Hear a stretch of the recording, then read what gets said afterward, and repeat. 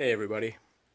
So, just been watching court TV today and listening to some of the clips from the today's court case with the Derek Chauvin trial, where he's accused of, I guess he's accused of like second degree murder and third degree murder and all that stuff. I don't know if anybody's been following that, but some interesting things have come out in the last 2 days as far as evidence they've presented and some testimony, which is interesting because, in my mind, I did a video on this when this thing happened with the George Floyd incident where he was killed or died, and the news has perpetuated it, over and over, thousands of times by showing that the the officer had his knee on the guy's neck, and everybody instantly, went to, well, the officer killed him, and that's why he's on trial, because it seems like a cut and dry case. Because if you've seen the footage, it definitely looks like he kept his knee on this guy's neck and killed him. And the thing that's always bothered me with, making that, what is it, being tried in the public, because it's on video, so it looks obvious. The thing that's always bothered me is that he did it while people were filming him with a video camera. Now, it's one thing to, do something where you're in a private area and, maybe you're beating somebody up or something like that. And I'm not going to sit here and pretend that cops haven't, beat people up and, done horrible things. But to do it in a very public place, why you can see that there's video cameras on you, and you have a camera, the police have a camera on their chest, to do something that knowingly that this can be looked at later, that always bothered me. Are these police, that dumb to think they would purposely, commit manslaughter or murder in front of cameras?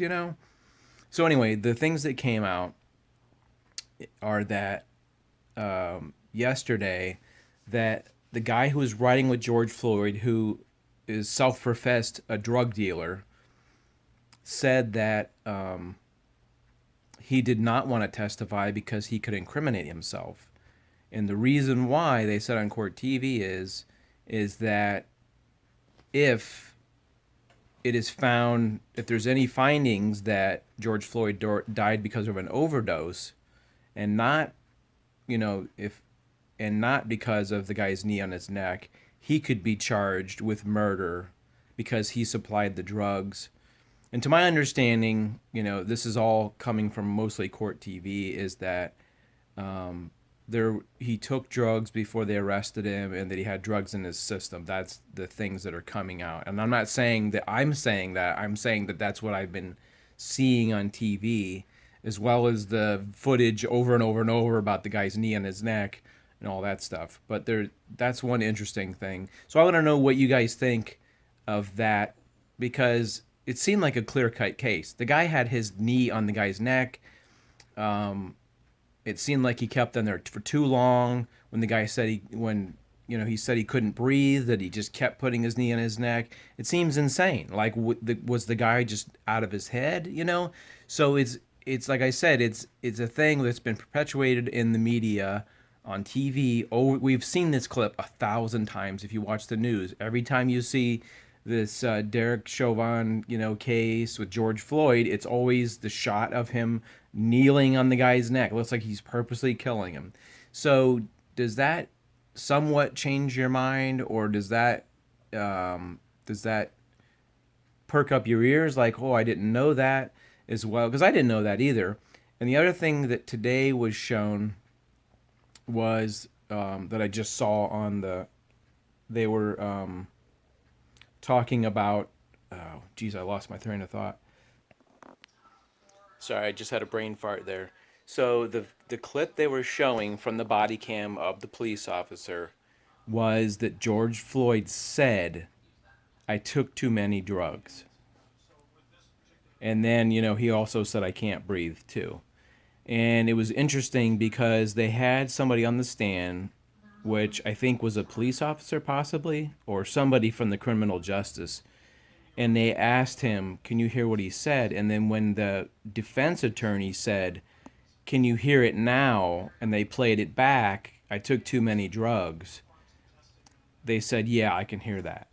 So that was maybe something that nobody knew going into this trial, or the television, I don't know if TV had the body cams. I don't know if they suppressed all that or not.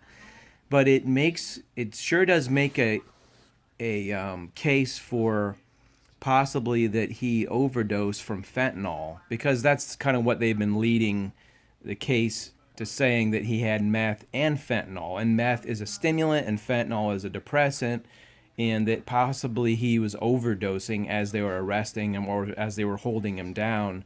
I think that's what the defense is trying to present. So this isn't me saying this. This is just me relaying this information to you, that stuff I did not know, and I've been curious watching the case. What are the things that we don't know about what happened? We saw what happened, but what were the other things that were unknowns in that case? Because something always comes out in these big cases, especially when somebody's murdered, is these unknown factors such as drugs and overdose. And they're interviewing a lady that's, I think, a forensic scientist now, asking her about what was found on the scene, I think, and what they tested for.